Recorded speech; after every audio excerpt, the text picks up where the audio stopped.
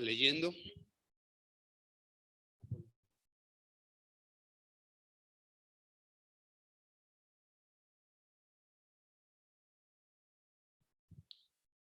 Vamos a leer Daniel 9, del 1 al 11. El libro de Daniel 9, del 1 al 11.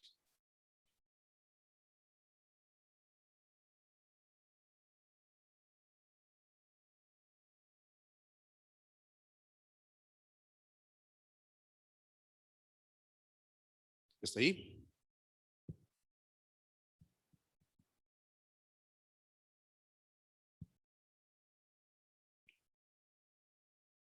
Dice así la escritura.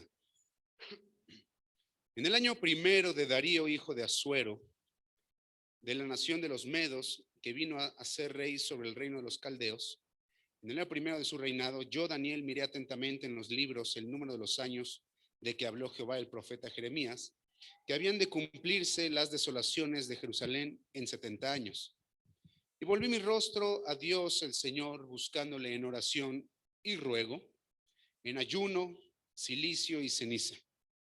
Y oré a Jehová mi Dios e hice confesión diciendo: ahora, Señor, Dios grande, digno de ser temido, que guardas el pacto y la misericordia con los que te aman y guardan tus mandamientos, hemos pecado, hemos cometido iniquidad, hemos hecho impíamente y hemos sido rebeldes, y nos hemos apartado de tus mandamientos y de tus ordenanzas.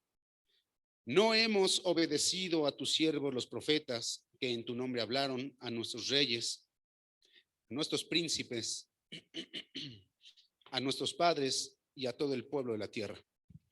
Tuya es, Señor, la justicia, y nuestra la confusión de rostro, como en el día de hoy lleva todo hombre de Judá, los moradores de Jerusalén y todo Israel, los de cerca y los de lejos, en todas las tierras a donde los has echado a causa de su rebelión con que se rebelaron contra ti.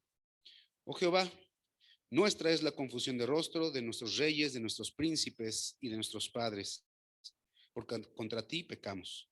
De Jehová nuestro Dios es el tener misericordia y el perdonar, aunque contra él nos hemos rebelado y no obedecimos a la voz de Jehová nuestro Dios para andar en sus leyes que él puso delante de nosotros por medio de sus siervos los profetas.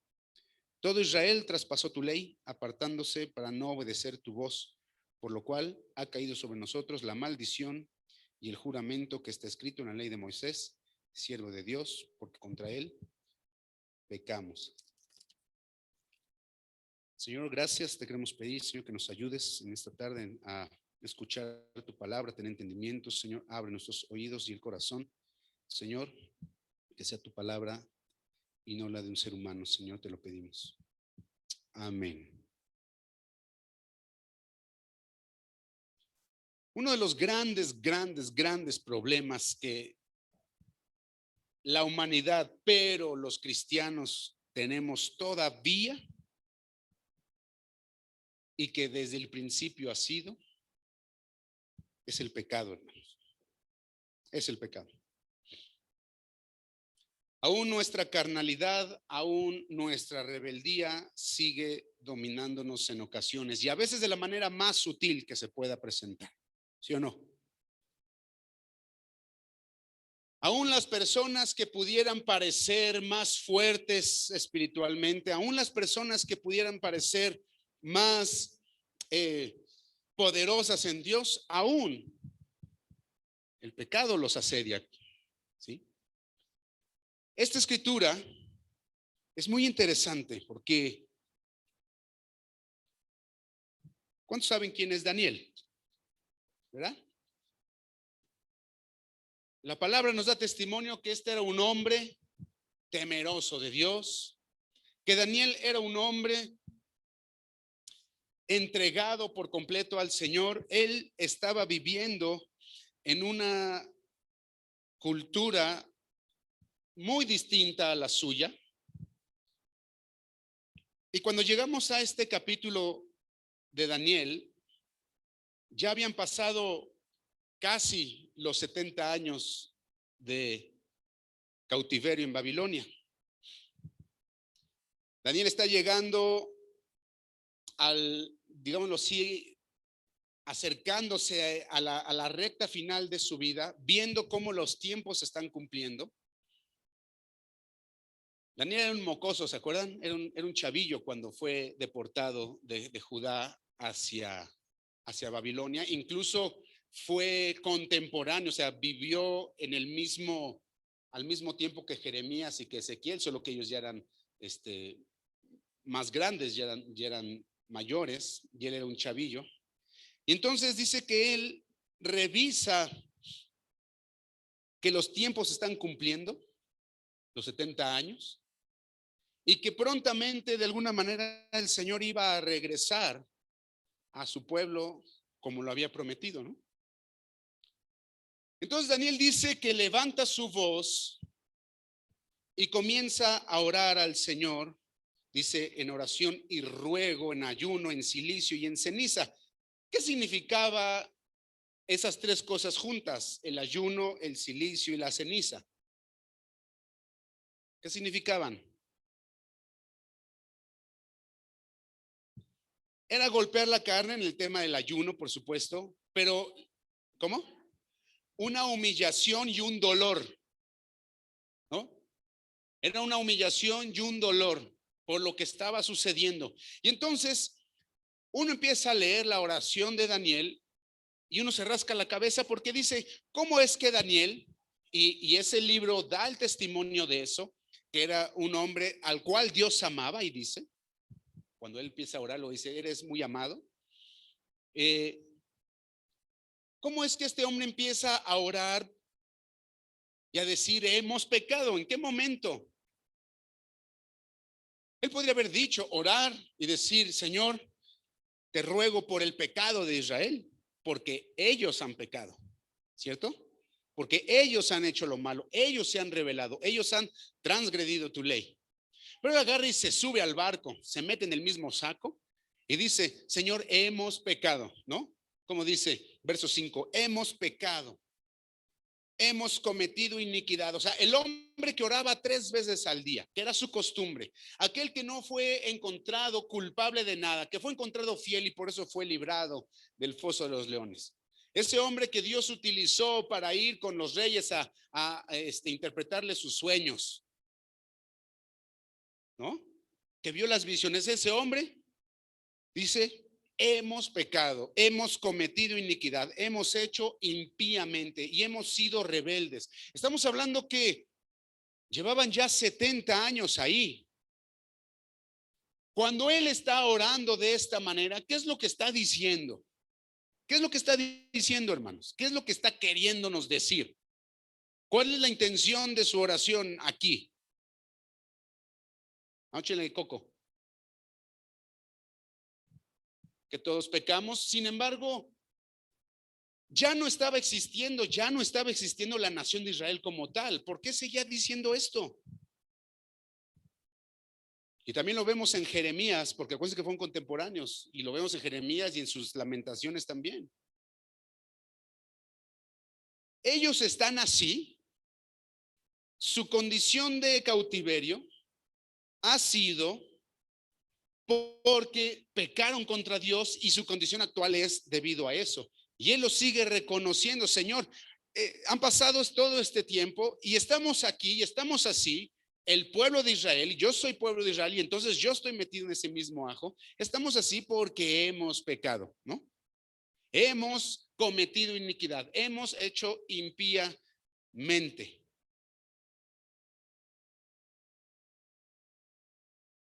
El pecado en nuestras vidas siempre está latente ahí.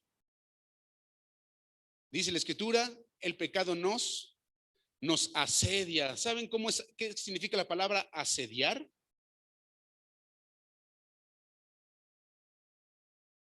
Es, es acosar, ¿no?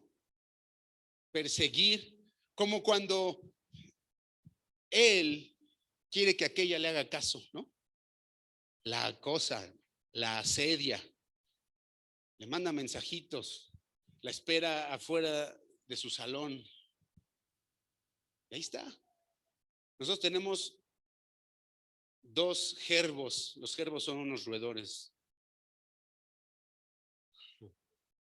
y hembra y macho. Ella lo asedia a él, hermano. Está, mi esposa no me deja mentir. Él está bien dormido y llega ahí a molestar. Ahí está. Es mexicana, dice la hermana. Sí, seguro. Dice la escritura que el pecado nos asedia, nos acosa, está latente. Desde el minuto uno en el que nosotros nos despertamos, ya estamos pensando en no querernos levantar. ¿O no es cierto? Desde el minuto uno nos levantamos intentándolo y entonces comienza la lucha contra nuestra carne. Empezamos a ver noticias, empezamos a escuchar cosas, salimos a nuestras actividades y demás y empezamos a ver cómo el pecado está encima de nosotros. Y muchas veces pecamos. Ahora, cuando está orando Daniel aquí, él no está orando de que ese día él haya mentido o ese día específico se le barrió la cosa y tuvo que mentir porque le fueron a cobrar, ¿no? O envidió ese día. Él lo que está diciendo aquí es que esta era la forma de vivir de ellos y por eso estaban así. ¿Me estoy explicando? Y es que muchas veces nosotros aún seguimos viviendo de esa manera. Quizá ya no estamos viviendo de esta manera tan pecadora, tan impía, pero todavía hay rasgos en nuestro carácter, hay rasgos en nosotros, en nuestra toma de decisiones, incluso en nuestras mentes que tienen que ver o que tienen su raíz con nuestra vida de pecado. Hablaba con una persona y me dijo, yo quiero cambiar, yo quiero que las cosas sean diferentes en mi vida y se me está haciendo muy complicado. Por eso es que yo vengo, por eso es que yo escucho la palabra y me dice, y yo no quiero imitar a las personas. Yo no quiero imitar a las personas, sino yo quiero ser yo para buscar a Dios como yo soy. Y entonces yo le dije, ese es el problema. Que queremos buscar a Dios y vivir para Dios como somos nosotros. ¿Y cómo somos nosotros?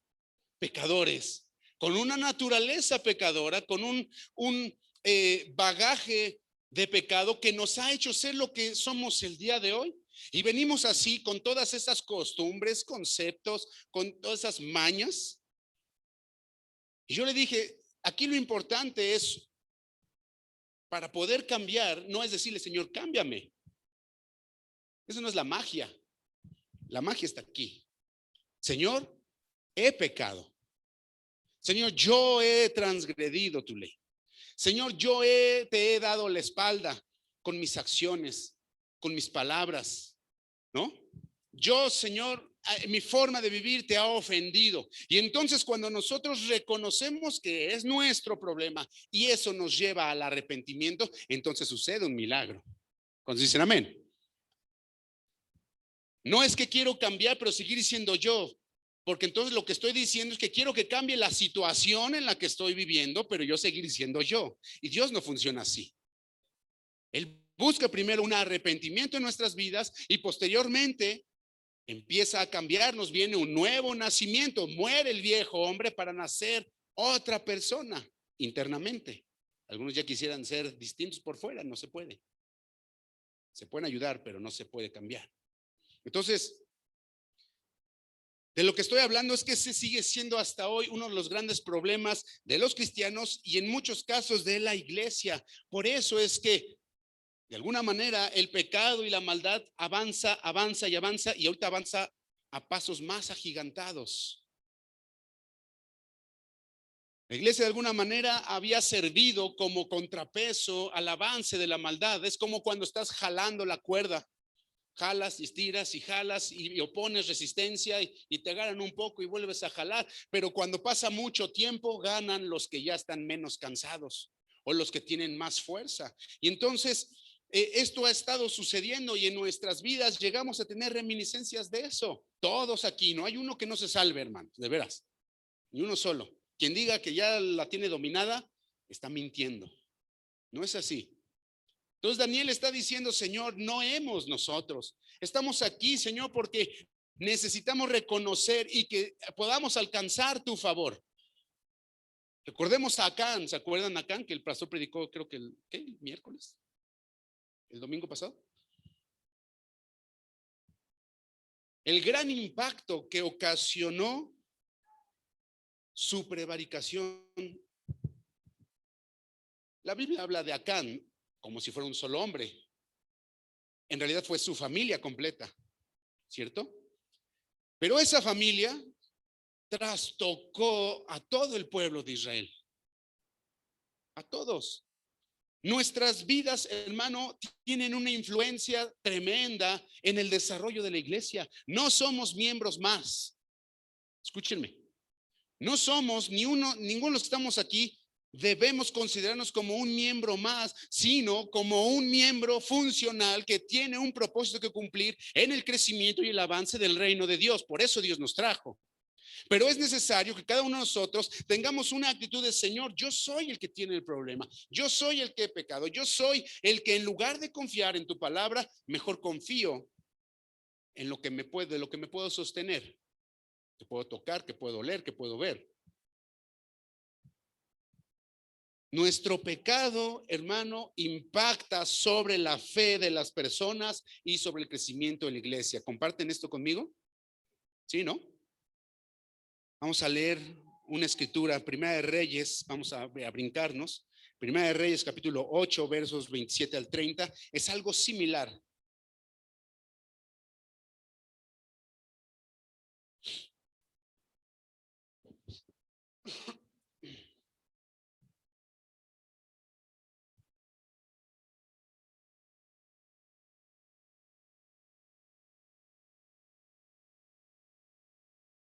¿Lo tienen?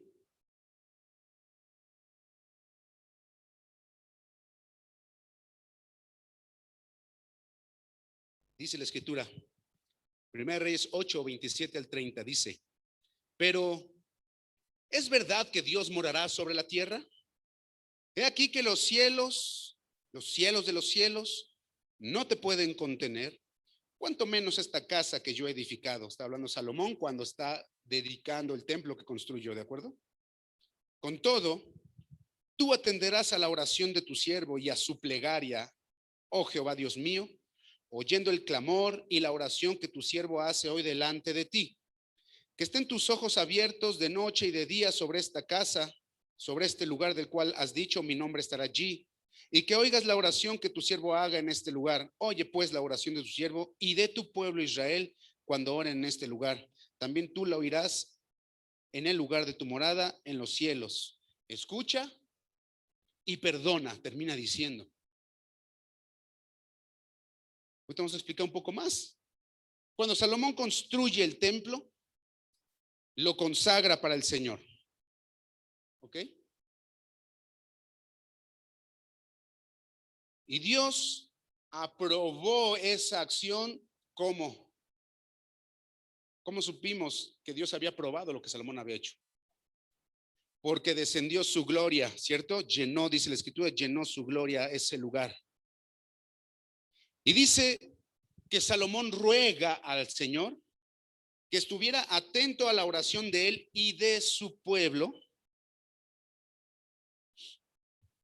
porque ese templo iba a representar en ese momento la única opción que las personas iban a poder tener para recurrir y encontrar una respuesta divina.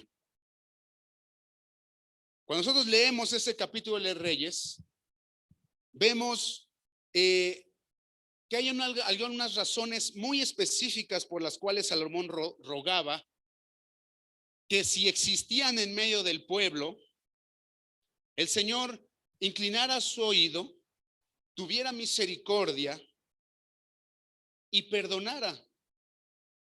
Y todas llevaban a una sola cosa y era el pecado del pueblo, siempre. En 1 Reyes 8, seguimos en el 33 y 34.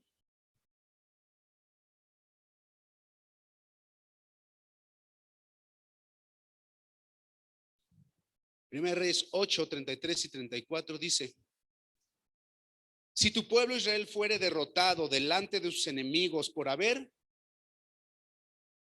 pecado contra ti, y se volvieren a ti y confesaren tu nombre y oraren y te rogaren y suplicaren en esta casa, tú oirás en los cielos y perdonarás el pecado de tu pueblo Israel y los volverás a la tierra que diste a sus padres.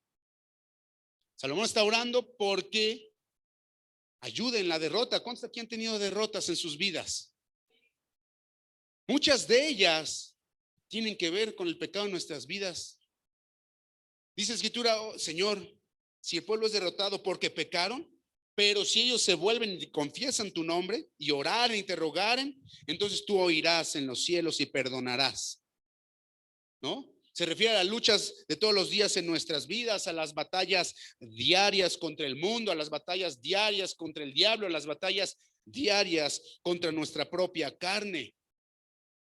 Hemos sido derrotados por ellos algunas veces, ¿sí o no es cierto? Ya siendo cristianos, ya habiendo declarado al Señor Jesucristo como nuestro Señor, prácatelas. Y hurgamos un poquito en nuestras vidas y hay pecado, hay envidia, hay enojo, ¿cierto?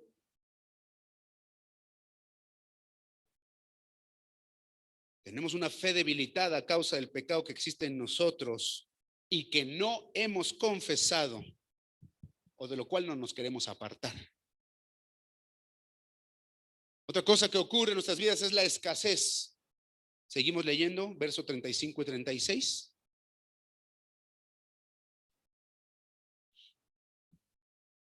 Dice, si el cielo se cerrare y no lloviere, por haber ellos pecado contra ti, otra vez, ¿quiénes son ellos?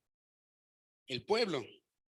Si el cielo se cerrara y no lloviere por haber ellos pecado contra ti y te rogaran en este lugar y confesaran tu nombre y se volvieren del pecado cuando los afligieres, tú oirás en los cielos y perdonarás el pecado de tus siervos y de tu pueblo Israel, enseñándoles el buen camino en que anden, y darás lluvia sobre tu tierra, la cual diste a tu pueblo por heredad. En esas épocas, que representaba la lluvia sobre los cultivos, la bendición para que hubiera cosechas y la tierra produjera, ¿cierto? Muchas veces la escasez, no siempre, pero en ocasiones la escasez tiene una raíz espiritual, otras es por insensatez, pero tiene una raíz finalmente carnal. ¿Por qué la gente cuando tiene dinero a los 2 días se lo gasta? ¿Por qué? ¿Por qué qué? Porque no piensan en las consecuencias. ¿Y por qué no pensamos en las consecuencias? ¿Qué es lo que queremos? Satisfacer un deseo inmediato, ¿no? Ahora sí, con mi quincena me va a poder comprar esos tenis de 600,000 pesos que tanto anhelo. En ocasiones la escasez viene en nuestra vida por el pecado que hay, desde una falta de integridad en relaciones con las personas. Hacemos algún negocio y buscamos todavía pellizcarle o abusar de la negociación. Hermanos, yo creo desde mi punto de vista que es correcto negociar hasta el punto de no saber que ya estamos abusando de la persona para negociar, ¿no? Hay personas que no les gusta regatear, yo sí regateo, pero tampoco la idea es pasarse de listo, ¿no? O vienen las personas, las señoras, ¿no? Humildes que vienen vendiendo artesanías o de estos cosas de no sé cómo se llama. ¿De qué? Ajá, de palma, ¿no? De tortilleros o tapetes de mesa. ¿Y cuánto cuesta, señora? No, pues son 50 pesos. Ah, qué caro, le doy 10. Eso es un abuso. Y yo creo que esa negociación Dios no la bendice porque estamos abusando en lugar de estar bendiciendo, si no es cierto. Pero si la señora llega, no, son 650 pesos, señora, pues mire, le puedo dar, ¿no? Y negociamos, justo. Pero hay personas que no somos íntegros en nuestras relaciones. Engañamos, transamos, nos aprovechamos de otro, incluso por no diezmar y ser liberales con Dios y con las personas. Viene la escasez, pero dice la escritura, si ellos han pecado y por eso la lluvia no viene, Señor, cuando ellos rueguen a ti y se volvieren a ti, entonces tú abre los cielos. ¿Cierto? La tercera cosa, la enfermedad o la plaga, muy de moda hoy. Versos 37 y 40.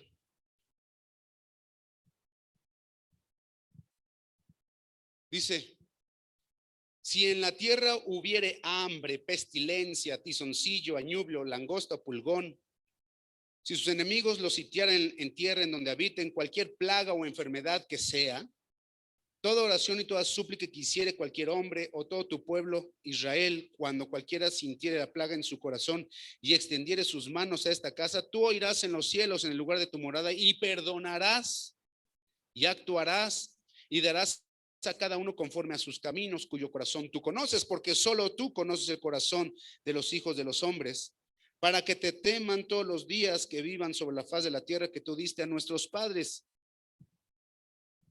Este puede ser quizá el tema que hoy nos aqueja como sociedad y como raza, no solamente el tema del COVID, sino que el Señor permite situaciones en nuestras vidas porque hay pecado en nosotros, porque no hay integridad, porque hay una falta de esfuerzo, porque hay una falta de compromiso, o quizá porque hay una soberbia en nuestras vidas que nos lleva a sentirnos más quizá que los demás. Cualquiera que sea esto en nuestras vidas, cada uno de nosotros creo que podemos identificar áreas, tal vez no, algunas están escondidas o son muy sutiles o las vemos como normal, pero hay otras que sí. Dice aquí, cuando haya esta pestilencia, cuando haya una plaga, cuando haya una enfermedad, y ellos oren a ti y rueguen a ti, entonces tú perdonarás y actuarás. Aleluya. Ahorita, hermanos, está ese tema de ya las, quién sabe cuántas variantes hay del mugroso bicho y demás, y es un rollo. Y yo veo a la gente aterrorizada, curiosamente, aunque están en la calle, viven aterrorizados. A veces los cristianos estamos igual, sin la paz del Señor en nuestras vidas. ¿Por qué? Porque no entendemos nuestra falta de entendimiento a causa de nuestras vidas no íntegras, nos llevan a dudar de lo que Dios dice en su palabra acerca de nosotros individualmente y como pueblo de Israel. ¿Somos el pueblo de Israel nosotros? Sí somos, hemos sido injertados, dice la Escritura. Somos parte de su pueblo. Así que nosotros estamos viendo aquí en estas Escrituras que el Señor quiere bendecir a su pueblo, que el Señor quiere tocar la vida de todos nosotros y hacernos personas prósperas. No estoy hablando acerca de prosperidad material, pero prósperos, cristianos prósperos, que seamos útiles en el reino. Sin embargo, el pecado siempre está ahí y no podemos quitarle la vista. Y hay una cuarta cosa que sucede, que es el cautiverio. 44 al 53.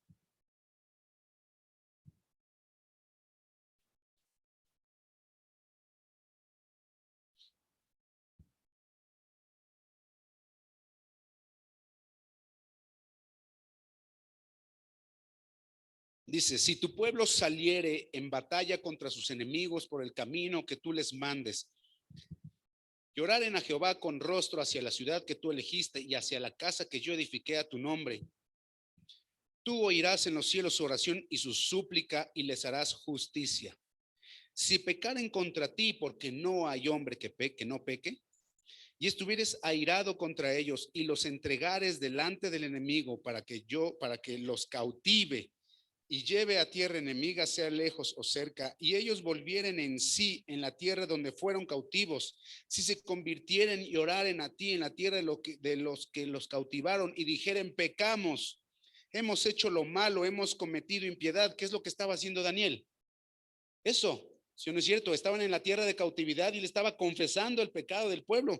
Dice, y si se convirtieren a ti de todo su corazón y de toda su alma en la tierra de sus enemigos que los hubieron llevado cautivos, y oraren a ti con el rostro hacia su tierra que tú diste a sus padres y hacia la ciudad que tú elegiste y la casa que yo he edificado a tu nombre, tú oirás en los cielos, en el lugar de tu morada, su oración y su súplica, y les harás justicia y perdonarás a tu pueblo que había pecado contra ti y todas sus infracciones con que se hayan rebelado contra ti, y harás que tengan de ellos misericordia los que hubieren llevado cautivos, porque ellos son tu pueblo y tu heredad, el cual tú sacaste de Egipto, de en medio del horno de hierro. Estén pues atentos tus ojos a la oración de tu siervo y a la plegaria de tu pueblo Israel, para oírlos en todo aquello por lo cual te invocaren, porque tú los apartaste para ti como heredad tuya de entre todos los pueblos de la tierra, como lo dijiste por medio de Moisés tu siervo, cuando sacaste a nuestros padres de Egipto, oh Señor Jehová.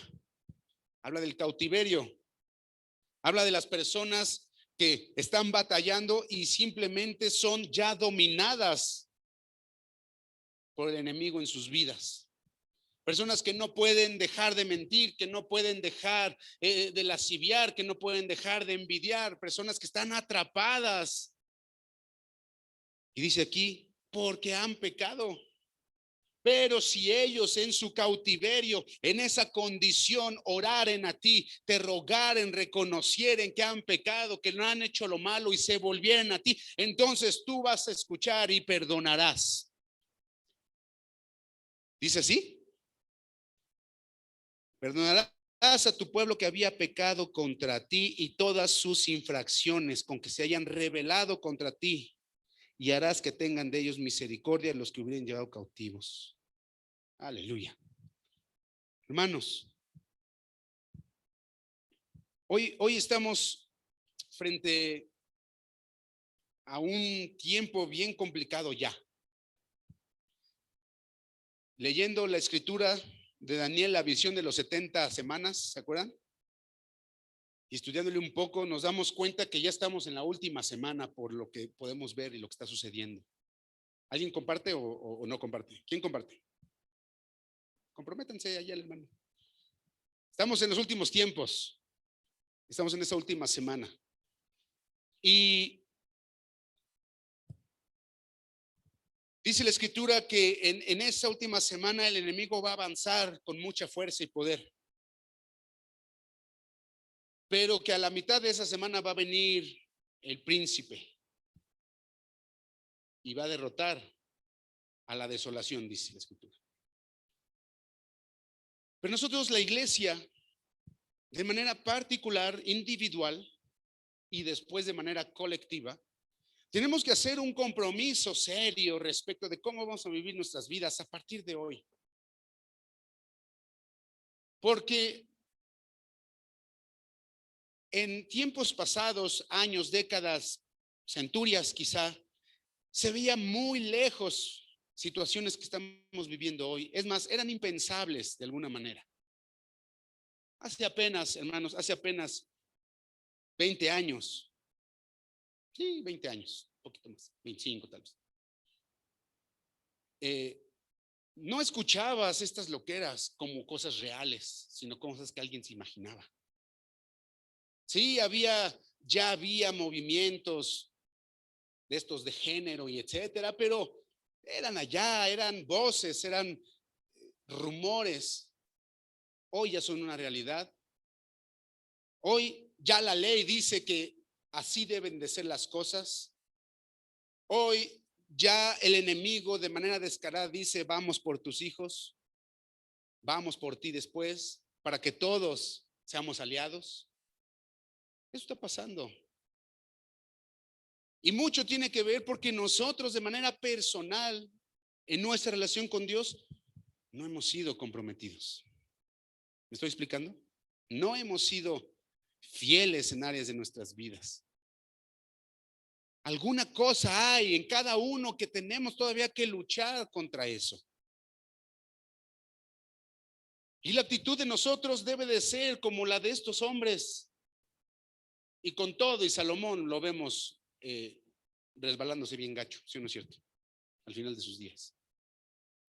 Daniel agarró y dijo, no, yo, Señor, yo estoy chido contigo, yo estoy bien. El pueblo es el que tiene problema, perdónalos a ellos. Intercedo por ellos. Él no, él dijo, yo, Señor, yo soy parte de este problema, soy parte de tu pueblo, y como parte del pueblo yo puedo reconocer que hemos pecado, hemos hecho lo malo, lo que es impío. Y yo creo que el día de hoy nosotros podemos entenderlo y decir, Señor, en lugar de buscar el culpable de la situación externa, mejor quiero ver cuál ha sido mi participación en que esto esté ocurriendo. No solamente conmigo, pero con la iglesia y con la gente a mi alrededor, con el mundo, pues. ¿Me estoy explicando, hermanos? ¿Me van siguiendo hasta acá? ¿Sí es claro? ¿Sí es claro? Yo creo que el día de hoy podemos orar de una manera seria y decirle, Señor, híjole, he pecado. Yo he pecado. Yo he transgredido tu ley. Yo te he ofendido a ti. El hermano, tal vez. Pero no me quiero enfocar, hermano, me quiero enfocar en mí. Yo he pecado, Señor, y necesito arrepentirme. Necesito que tú me limpies, necesito que tú me muestres, Señor. He sido bien egoísta, he sido bien, ¿qué? Deshonesto, engañador. El pecado que sea que haya en nosotros como una práctica, tiene que ser quitado en nuestras vidas. La incredulidad, dice la Escritura, y es uno de los más grandes que muchos de nosotros cometemos y en la cual vivimos reiteradamente.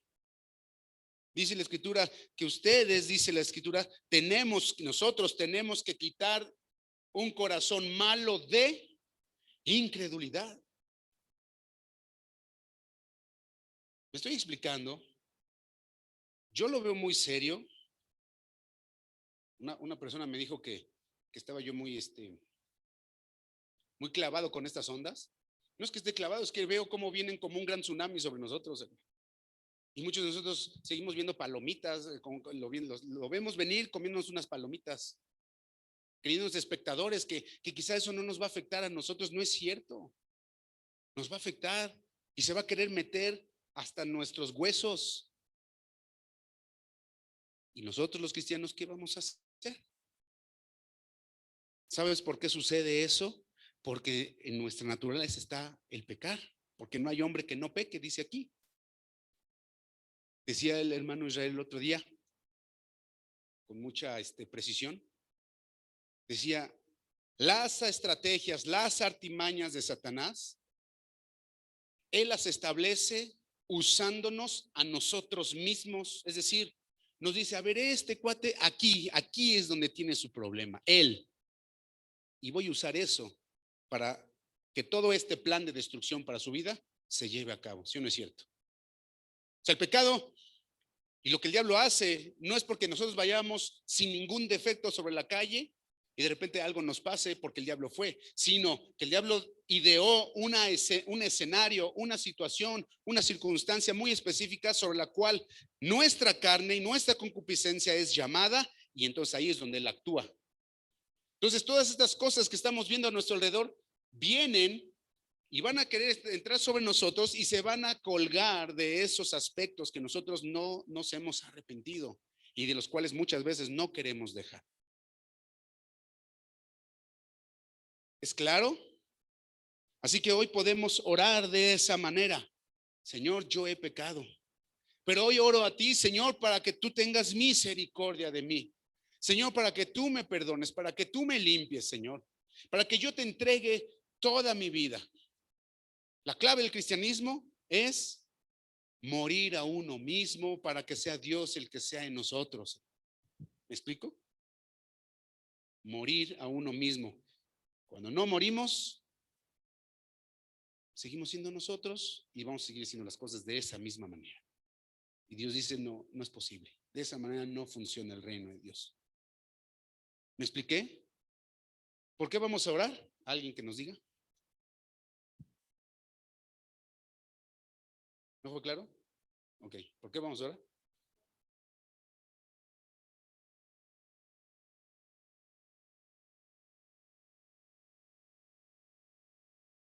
Ajá, ajá. Que tenga misericordia en nuestras vidas. ¿De acuerdo? De una manera muy comprometida, de una manera muy específica. ¿Ok? Así que vamos a orar un tiempo y que Dios nos ayude.